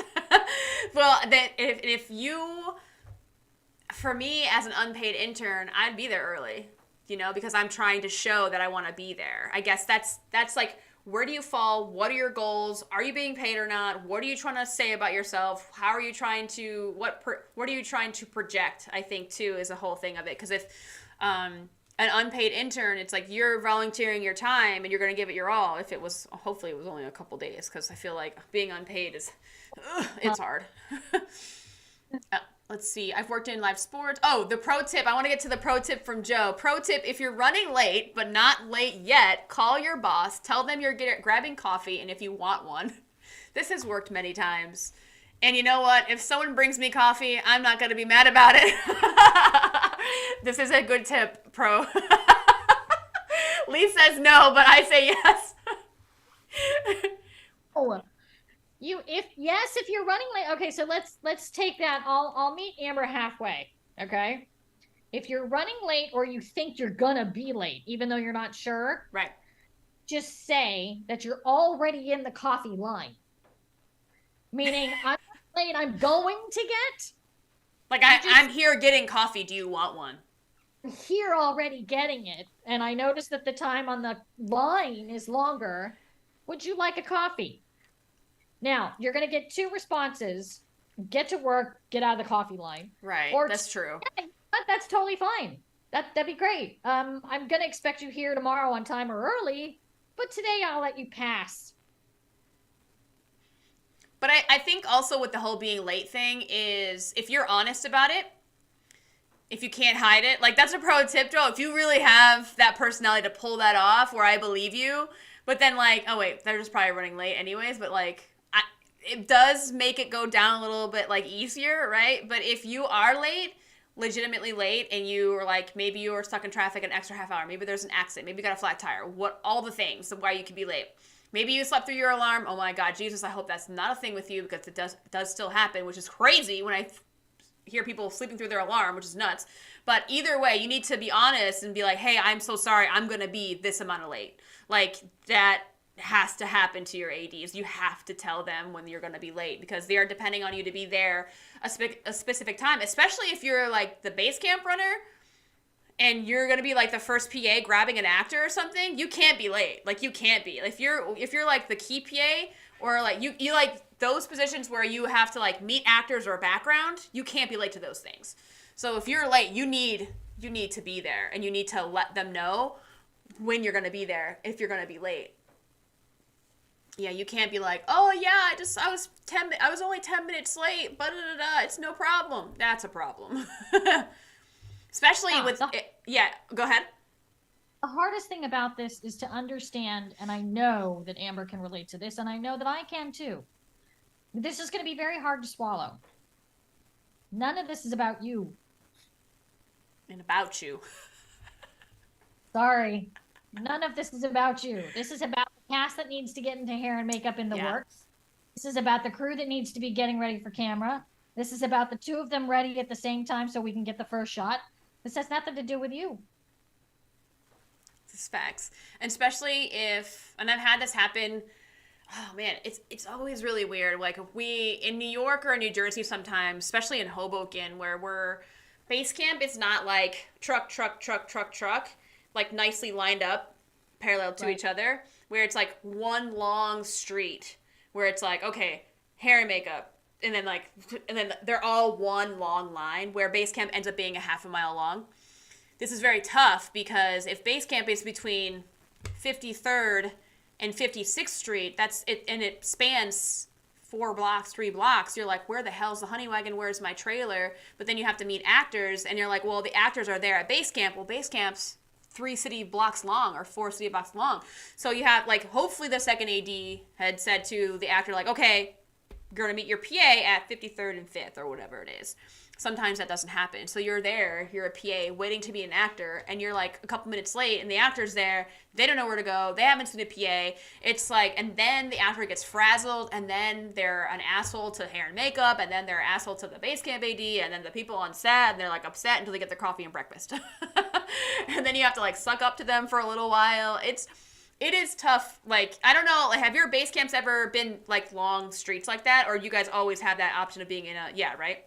Oh yeah, we don't always have. We're often lucky to have a parking lot for base Lots, camp. right? Yeah, Downtown LA, sometimes you can't because everybody else has rented the lots. right. So you're with the streets, and outside of the lot, Fox lot specifically, there's so many shows that everybody already takes their base camps. So now we're on a street. And of course, actor number 17 arrives 10 minutes early, and actor number 16 has already had to start the process of hair and makeup. And you're not near that trailer of actor number 17 because Right. you're already putting the process of the other one that's shown up through hair and makeup. And now because you're not there to meet number 17, what happens? Nothing good. Right. Yeah. I've had that so many times. It's like, oh man, the Oh, worst base camp I ever had was in Hoboken, and like street, like just not even like, sometimes you could have trucks across the street, which sometimes make it more complicated, but just one side of the street. It's just another time it was in Harlem. I swear to God, we had so many actors on that day. I think base camp was almost a mile long. I swear to God, I was like running from end to end. It was so hard. The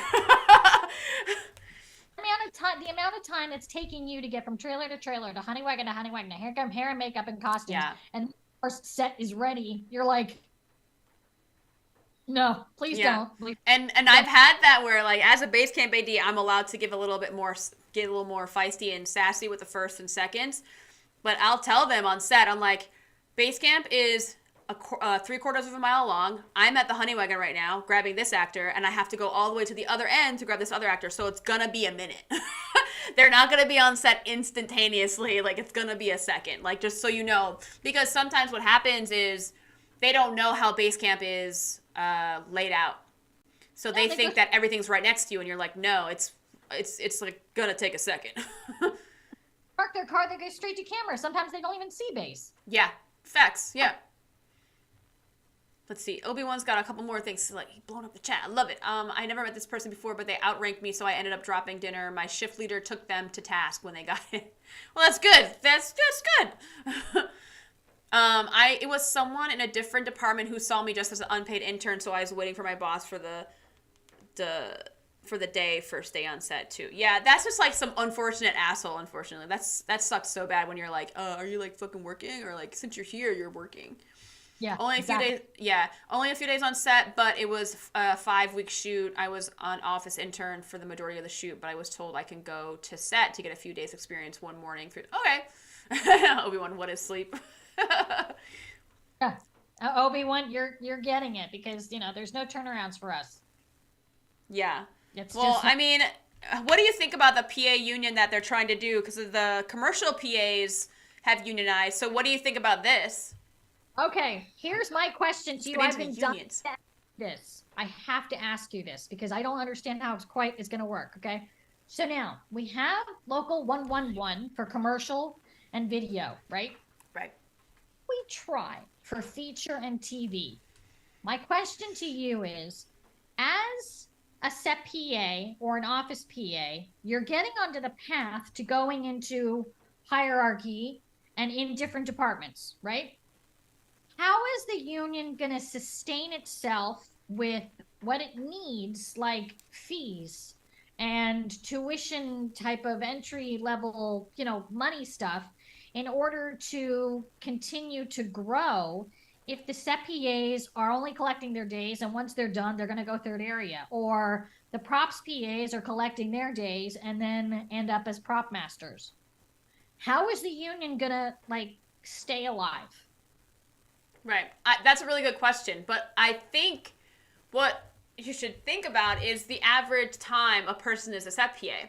So if I think about the time where I was an additional when I first started to the time where I did my last key PA gig and became an AD, that was a span of I feel like I was a through all of that on and off now, because I walked away for a few years and did indie AD work, right?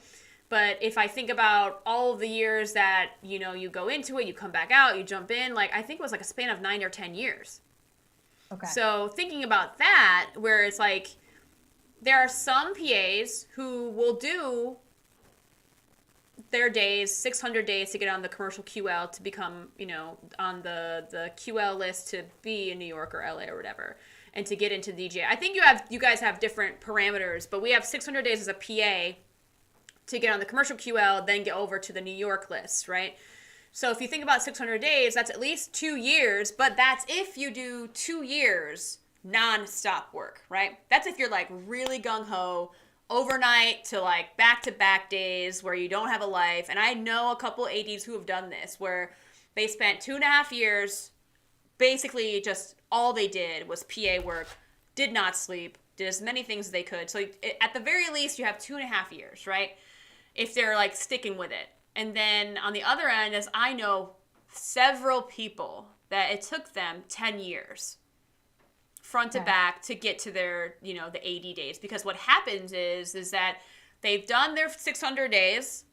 And I know a lot of ADs now who have this problem. Thankfully, I'm not one of them. Thank God. I'm like counting my blessings. But where they are eligible, they are on the QL, they are in the DGA, but they're not getting AD days. They're still a PA. They're still a key PA. They're still, you know, the base camp runner or whatever, where they're still doing their days. So they're in that. They might be doing, like, they might have been an additional and a staff PA for 5 years, and now they're in this weird realm of 2 to 3 years where they're day playing as an AD, but they're still a PA. So this could go on for the span of like 2 to 7 to 10 years, depending on how successful their career could be. And also, if you think about the people who are trying to get into other departments where, yes, they become a loader, or they become a props assistant or whatever, or, you know, the third grip or the third electric, where they don't get that many days, but then they have to PA in order to like compensate their time. So I think thinking about that, where they might have to go back to that, but it's kind of nice thinking about, yes, I have some protection if I have to go back into PAing.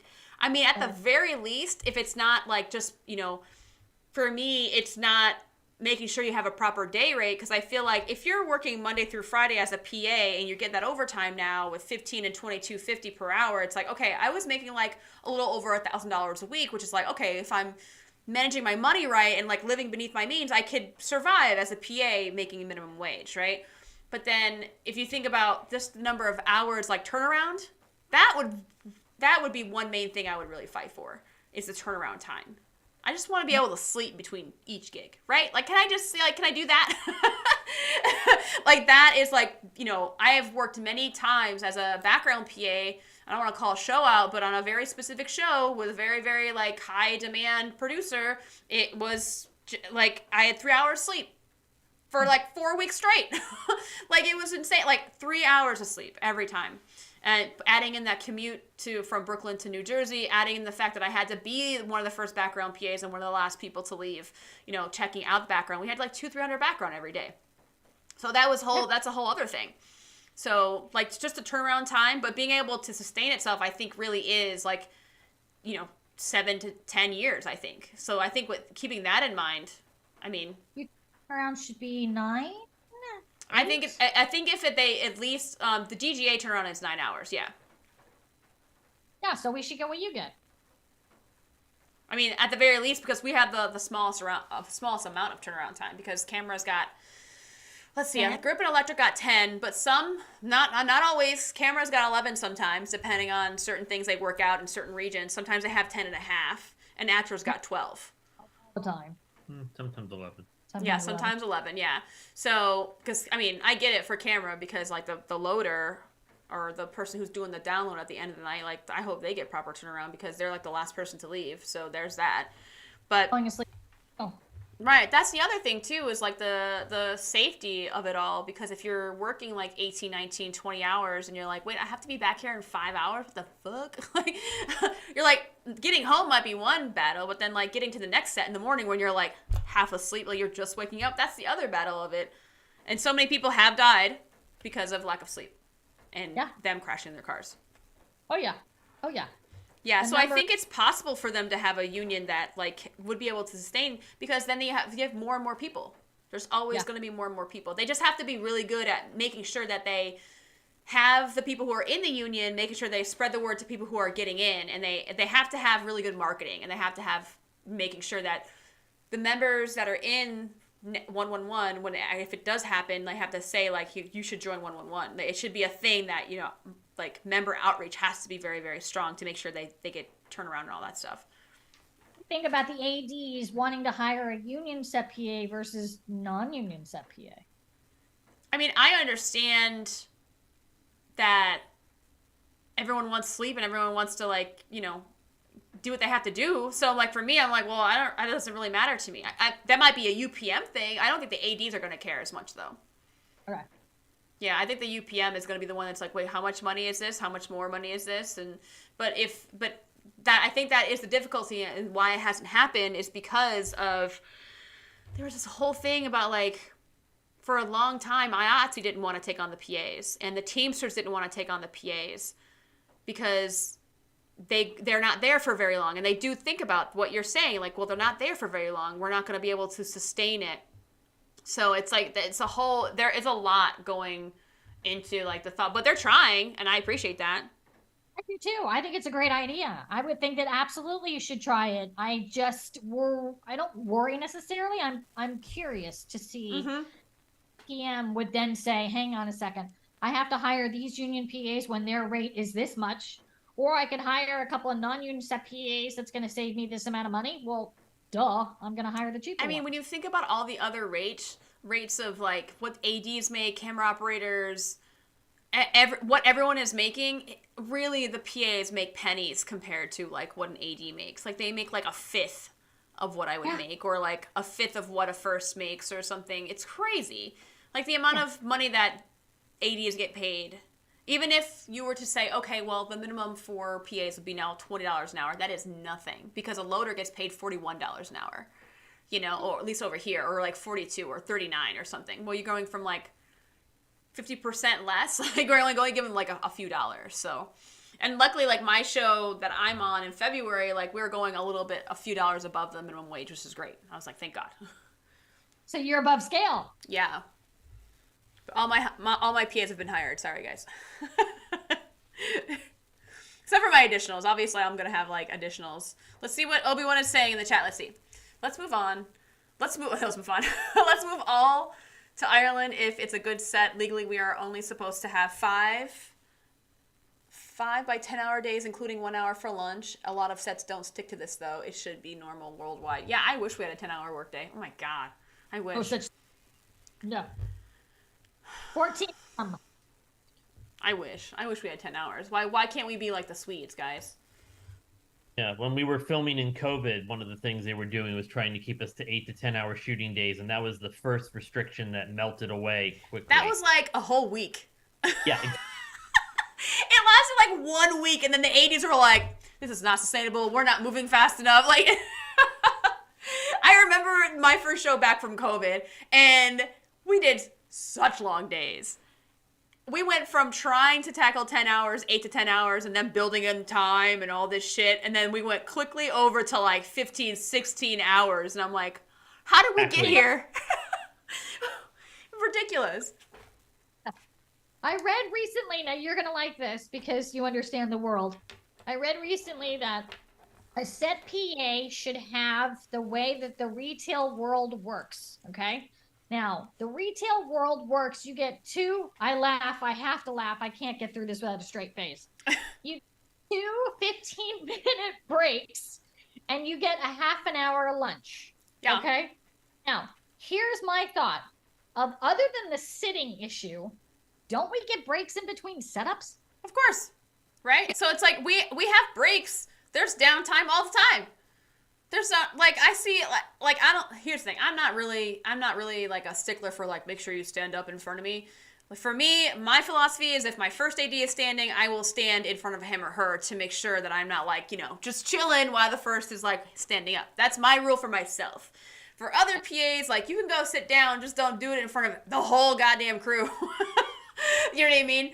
But like as far as breaks are concerned, there is downtime where you might not have something to do. So like if you're gonna chill for 15 minutes or whatever, like go take 5, whatever you need to do. Just don't do it in front of everybody. Yes, yeah. Yeah, we get breaks, guys. It's not that we don't get breaks. Right. We don't understand how the operation works in terms of the breaks, but we get them. I feel like it's always complete chaos for a couple hours, and then it's like totally dead for like half an hour, and then complete chaos for another 2 hours. There's like 80,000 things that have to move at the same time, and then we're like, okay, we're at lunch right now. Once cast gets a set, there's actually downtime in between setups until you lose your cast again. So yeah, shocker, you have time to go to craft service. You do have time to go 10-1. You do have time to get another call sheet from someplace. You do have time to get your jacket. Those are called breaks. Yeah. Yeah. But also on the East Coast, I don't know if they've started it with you over there, but wait, like adjust my earphone. Sorry. NBC, I don't know if it's implemented over there, but over here they are allotting 30 minutes to make sure the PAs are off walkie for 30 minutes when they're on their lunch break. No, we don't have that here. Right. I think I mentioned that to you guys at your May class, where here, if you're working for NBC, like we have to legally let them get off walkie. Not here yet. Yeah. Not This here is yet. like, and it's like starting to like spread out a lot through a lot of shows where it's like you do get a half-hour break, and I'm like, fucking, I wish, but also I don't want to be off walkie because I want to know what's happening all the time. So like it, right.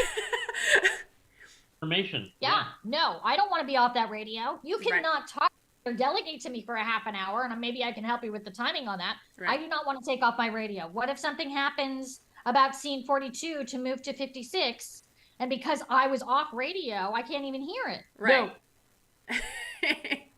No. So I want to wrap this up. I've had you guys for almost 2 hours. Well, 2 hours since 12:30 because we're on it beforehand doing our techie stuff before we got to the live stream. Where can people find you? What do you guys got going on right now for PA Bootcamp? I mean, we're just getting up and running right now. We still have our website to find us, pabootcamp.com. We've been laying low with the small classes during the strikes. We have a camp coming up next weekend, which is the first time we're probably most assuredly going to go over 10 people attending, get back to our regular numbers, and we're hoping for a good 2024. Nice. I think the strike really put a pause on a lot of people. They're like, is the film industry going to come back? Are we going to, there's a lot of uncertainty. I know when people are uncertain, they're not trying to invest in a future that may not be there or not. So I know you've probably felt the pain, as did I. So I definitely get it. So you guys hold it every month, the third weekend of the month? End of every month. We try to avoid the holidays. We take January off because January tends to be low numbers. So after this Christmas one coming up, the next one will be the week after Valentine's Day. Right. That's great. Oh yeah, mine's actually, are we holding our training on the same weekend? I think we are. The President's Day weekend is, I always have my training on that weekend. Yeah, we do that a lot. You may not know it, but I do because I pay attention to you. So yeah. So you guys know, like, Lee is like a super fan of Beyond Film School. Just kidding. I appreciate the support from you guys, and I hope that, I mean, if anyone is in LA and want to definitely get some training to be a Set PA, look into PA Bootcamp, because there are some people who reach out to me on Beyond Film School and they say, are you coming to LA? And I'm like, probably not, because that's not my territory, because I don't know how LA sets run. I know how Atlanta runs, I know how LA, Chicago runs, but like Atlanta, Chicago, and New York, I know how they run, but LA is like out of my realm. So if this is my endorsement for PA Bootcamp, because if I'm not doing LA, you guys are, that's your realm. So definitely check them out in LA. And also, you guys are all over the country sometimes. When's your next, like, out-of-state thing? We think it's Jersey. Oh, really? Is it gonna? Yeah, because I know August didn't happen, so you were supposed to be here last August, but I know that was, like, not going to happen because of the whole strike situation. Exactly. So we're figuring in beginning of 2024, the travel camps will start again. And nice. The first one that we're supposed to be, we're in talks with, would be you. Hopefully it's not 2 hours south of me. All right. Thank you so much for being here. Also, a reminder that next weekend, next Sunday at 1, I have my resume review, free online review. If you guys want to do that, please join me. I have gotten a couple resumes already. I only have a couple spots left, so definitely get in there. And also, if you are one of my alumni, my Beyond Film School alumni, you guys have priority, of course. And then my channel members, you guys also are like next in line to be like prioritized as far as like the beginning of the review. So you don't have to wait so long and like 2 hours later and like you get into your review. But the replays will be up for you if you end up missing it, if you sign up. Let me send me your resume. What was that? We've got to plug surveillance mics and radio gloves. Yeah, so talk about your radio gloves. That's like your new thing, no? I forgot to tell you. Yeah. This is huge, and I probably should text it, but I forgot to tell you. Radio caddy guy. Remember, you're live in front of everybody. Yeah, we talk.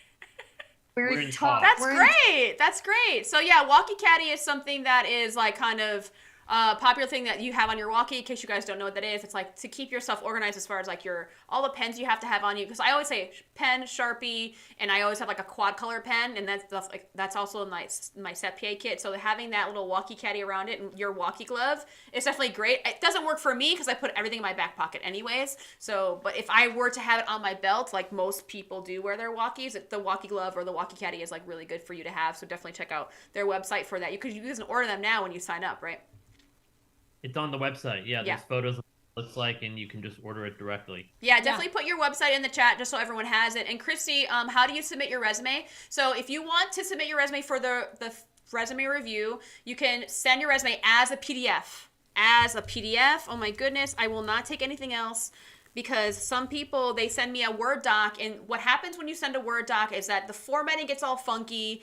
I can't open it on my phone, and whatever you're trying to save format-wise does not save for you. So do not send me a Word doc. Make sure as a PDF, you're going to send it to beyondfilmschool@gmail.com, okay? I'm going to put my email in there just so you guys have it in case you want to put your resume in for the review. Oh my God, woman, la-di-da. I tell them to send it Word. You're crazy. You can't do that. I do. I send it Word, and I do the whole thing over again. No, I don't do that. Because here's the thing is that, like, I need to see the format that you are trying to push to other people. So, like, I need to see the thing that you're actually going to send out to people. They bring that to the camp. You see it then. Yeah, right, right. So, but the Word doc is... Here's my, I guess, philosophy on the resume is the reason why, because I do offer, like, if you want me to revamp your whole resume, you can pay me to do that. You can definitely pay me. You can utilize my services. I will definitely do that for you. But if you take notes from me and you put your own creative, whatever spin, personality into your resume, you take my notes, then you will learn from that experience. You'll understand why it had to change. So, like, it's a whole learning thing where it's like, I think that this should change, but I'm not going to tell you the exact point to have, the exact font, the spacing. Like, you have to tap into your creativity to make the changes you want, to make your resume yours. You know, like, you can hire me to do that. I can change it up, but I will only get so creative with your resume. I will do the standard. It's going to be real boring, but it's going to be lit. It's going to be nice. But it's not going to have that flair for people who are like trying to show their personality. And because I am a firm believer in making sure you show your personality on your resume in some way, whether it's with the font, how you put your name, the format you have, different categories, columns and stuff like that. Trust me, like, people who get their resumes corrected by me, they get answers way faster. They get interviews way faster. They get the callbacks way faster. So I'm not to brag, but like, people get interviews from the resumes that I help you with. Just saying, not to toot my own horn, but I'm pretty good at resumes. Do the same thing. We do the exact same thing, and they get looked at as a candidate. Yeah, definitely. I think that the one thing with the resumes is that, like, when you have like all these words on the page, your eyes just glaze over and you don't get looked at, and a lot of people make that mistake. No, and one of the things that you're gonna love this. One of the things that I added on the resume on day 2 was the definition of a bullet point. Because people really don't understand. They have this comma thing, and then this word called and then a comma, and then such as. Those are called filler words that lead into paragraphs. Yeah, no thank you. I don't have time to read paragraphs on your resume. Like, All right, so I'm gonna wrap it up. So maybe we'll have you on next month or something. If you guys liked having a guest on for the stream, the last guest I had was years ago. It was Daniel Scarpati. I love him. He is the author of Gophers. Get his book. He's amazing. But the last time I had a guest on was Daniel Scarpati. So like you guys are like the first guests I've had on my stream, only because I was like, I gotta fix this audio issue, and I fixed it, I think. So thank God. So I hope you guys feel very, very special. PA Bootcamp. Thank you so much for being here, guys. Thank you so much for joining me on my live stream. That is it for now, and we shall see you later.